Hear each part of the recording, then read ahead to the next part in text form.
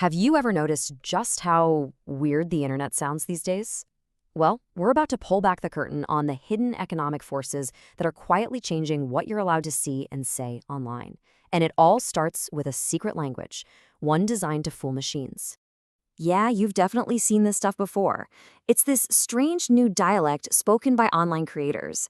Instead of talking about murder, they'll say someone was unalived. Instead of sex, it's segs. It's bizarre, right? And it is absolutely everywhere. So you gotta ask, what is going on here? This isn't just some new meme or a running joke. No, for creators, this is a language of survival. And to really get it, we need to unpack a whole system of invisible censorship, one that doesn't work with laws, but with dollar signs. Okay, so let's start with the most obvious piece of the puzzle. This very strange dialect known as algospeak. Think of algospeak as a kind of code. It's a language created for a very specific audience. And that audience isn't you or me. It's for the automated bots, the algorithms that act as the police on platforms like YouTube and TikTok. The whole point is to say something a human can easily understand, but that will fly right over a machine's head. And this is where it gets kind of wild. This system completely sanitizes reality. You have a History Channel trying to teach people about a major event in World War II, but to do it, they're forced to use the language of a video game. It just sucks all the gravity out of the situation, and it's all done just to stay financially afloat. So if algospeak is the symptom, what's the actual disease here? Well, as always, you just have to follow the money, or in this case, the lack of money. And this is the weapon of choice: demonetization. See, platforms don't even have to delete your content. All they have to do is starve it. They turn off the advertising money that it needs to survive. And if you're trying to make a living online, let's be real, that's basically the same thing as being censored. For creators, this little icon right here, this is a symbol of pure terror, the dreaded yellow dollar sign. When you see this next to your video, it means the algorithm has decided your content is too risky. And just like that, poof, your revenue is choked off. It's a source of constant, nagging anxiety. Okay, so if the algorithm is the weapon and demonetization is the bullet, who's actually pulling the trigger? Well, it's not the platforms, not directly. It's the advertisers, the people who are footing the bill for this entire ecosystem. To really get this, we have to rewind to 2017, to a moment that became known as the adpocalypse. News outlets discovered that ads for huge mainstream companies were running on extremist videos, and brands freaked out. Over 250 of them boycotted YouTube, forcing the platform into a corner, where it had to choose protect free expression or protect its bottom line. And the stakes were absolutely massive. At the time, analysts figured this boycott could cost YouTube up to $750 million. When you're facing a loss that big, you act fast. And that's exactly what YouTube did, creating the strict advertiser-friendly system that we all live under today. So to make sure this never happened again, the advertising industry got together and basically wrote its own rule book.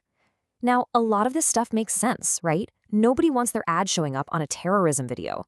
But the real power, the real danger, is in that very last category: debated, sensitive social issues. What does that even mean? It's intentionally vague.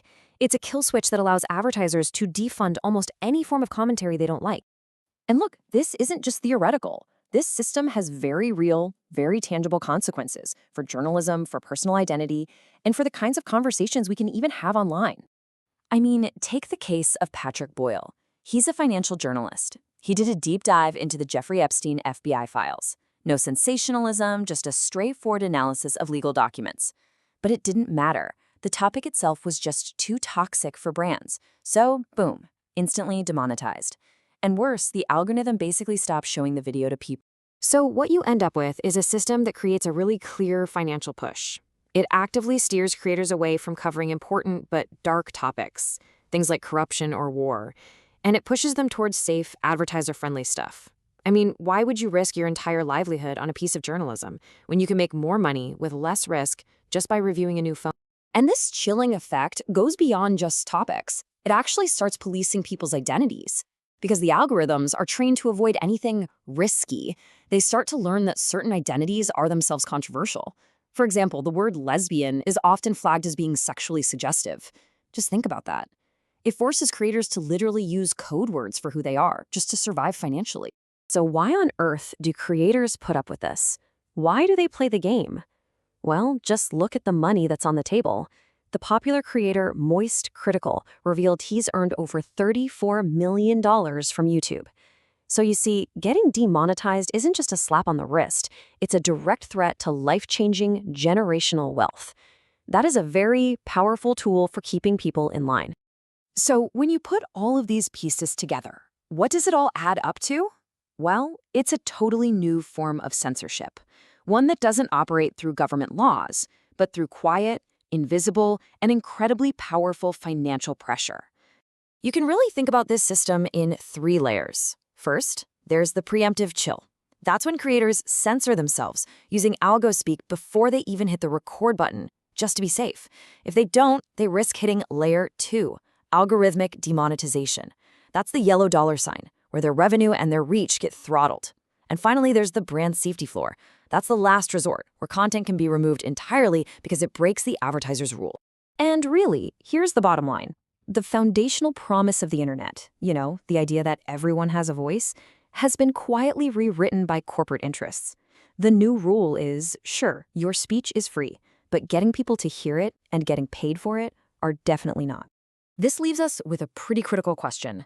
We always thought of the internet as our new public square, a place for open debate and conversation. But what happens when the rules for that public square aren't set by us, but are written in private, in a corporate boardroom, to protect brand images? Well, it stops being a public square at all. It becomes a shopping mall. And in the mall, the price of admission is often silence.